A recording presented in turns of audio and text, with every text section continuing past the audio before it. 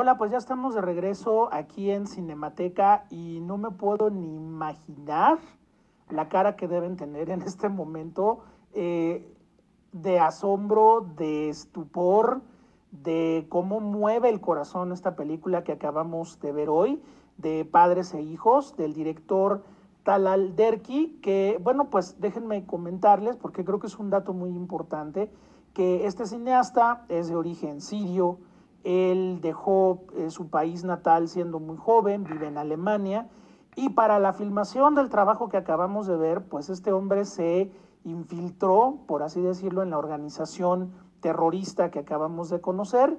Hizo el papel de aceptar completamente todo el dogma que se le impusiera y se metió en el seno de la familia de Abu Osama, como lo acabamos de ver.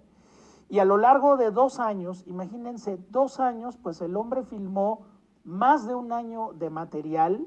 Finalmente, cuando terminó el proyecto, pues él se despidió muy cordialmente, regresó a Alemania y bueno, pues el resultado es la gran película que acabamos de ver. Una película que tiene un montón de cosas que platicársele, sobre todo pues desde la óptica de nuestra querida invitada del día de hoy, Carla Flores. ¿Cómo estás? Muy buenas noches. Muchas gracias, estoy bien.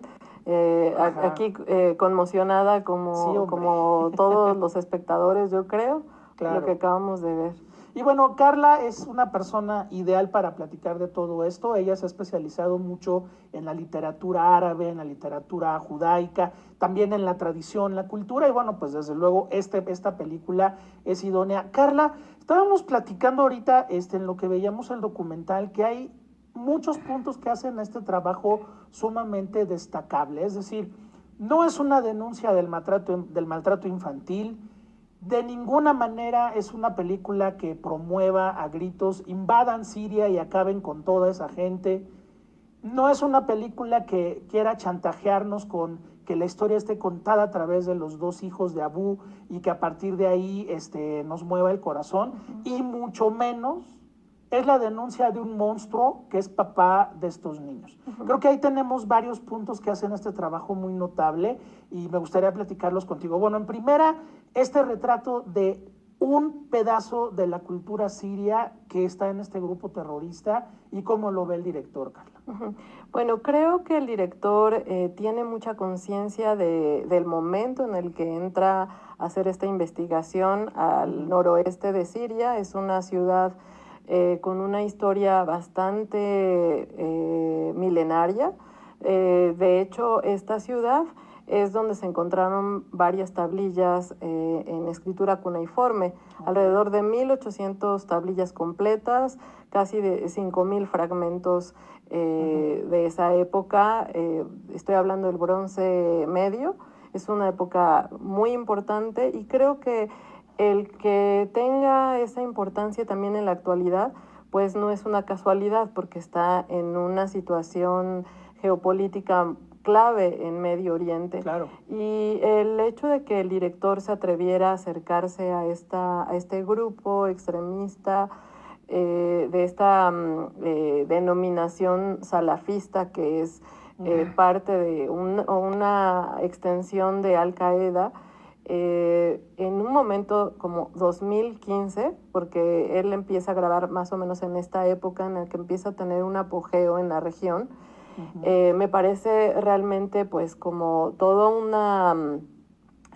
pues un acto heroico, un acto arriesgado, Una hazaña. de meterse a la boca del león, ¿no? En el mero calor de la batalla.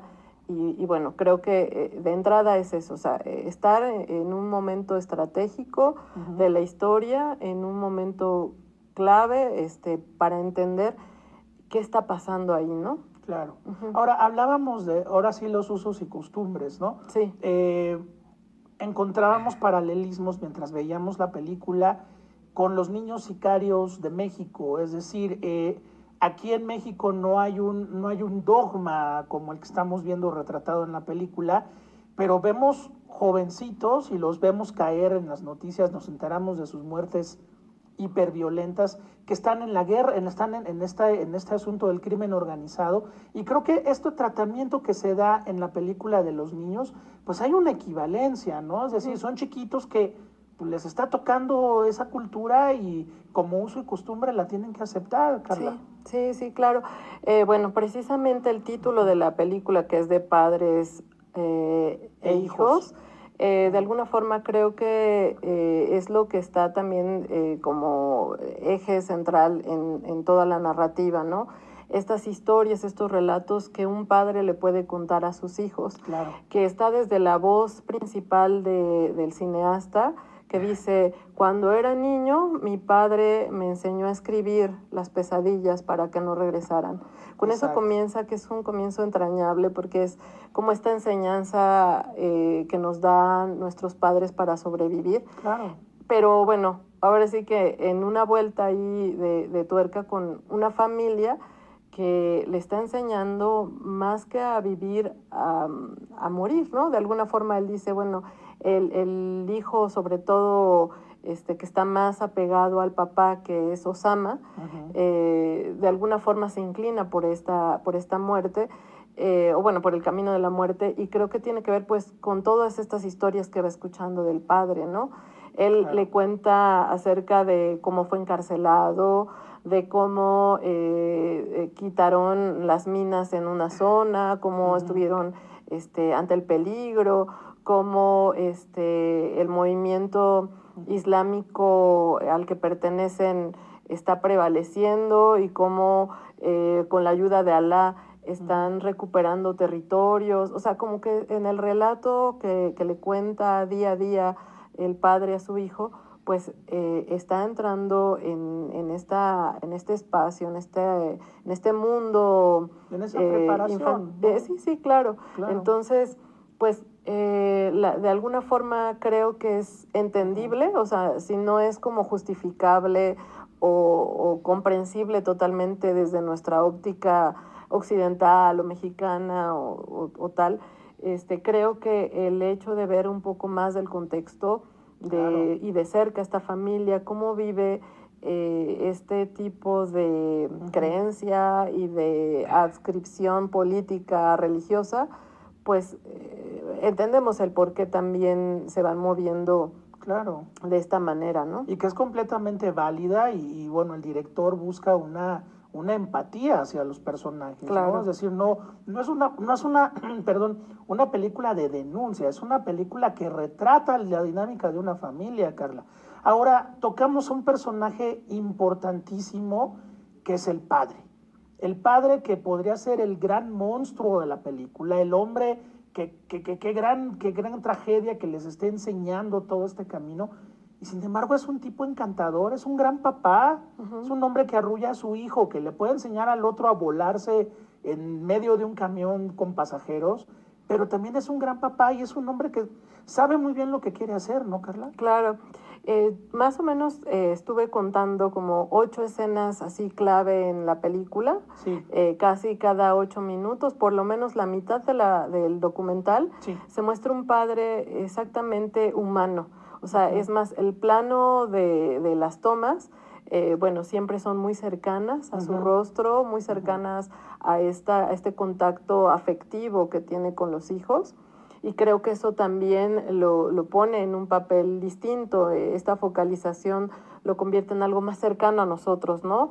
Nos identificamos hasta cierto punto cuando arrulla a su niño, cuando les enseña los rezos para que coman, cuando un poco el mencionar sus nombres, ¿no? El estar orgulloso de cada uno de ellos, de recordar el día de su nacimiento. Bueno, todo esto no es nada ajeno al humano, ¿no? O sea, todos creo que, o por lo menos una buena parte de nosotros nos reconocemos en ese hombre, en esa labor de ternura, de cuidado, y de repente pues tiene como que estas dos facetas, ¿no?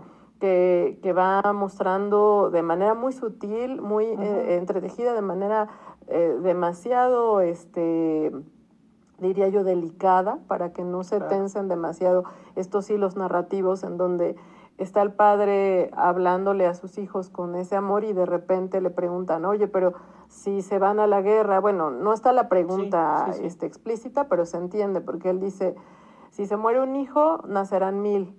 Si se muere un héroe, también aparecerán 1000 héroes. O sea, como en esta idea de, pues sí, yo sé que estoy entregando mi vida, mi familia también, pero es por una causa mayor, ¿no? Claro, Entonces, es donde a nosotros, bueno, como que también nos va quedando más claro, pues hacia claro, dónde va dirigiéndose, ¿no? Todo desde esto. luego. Sí. Bueno, pues acabamos de ver una película bien inteligente, muy conmovedora por muchas razones, donde no hay un prejuicio, no hay un juicio del director, es presentar pues estos fragmentos de vida con estos personajes que pues de verdad son increíbles y además son reales, que eso es lo más aterrador.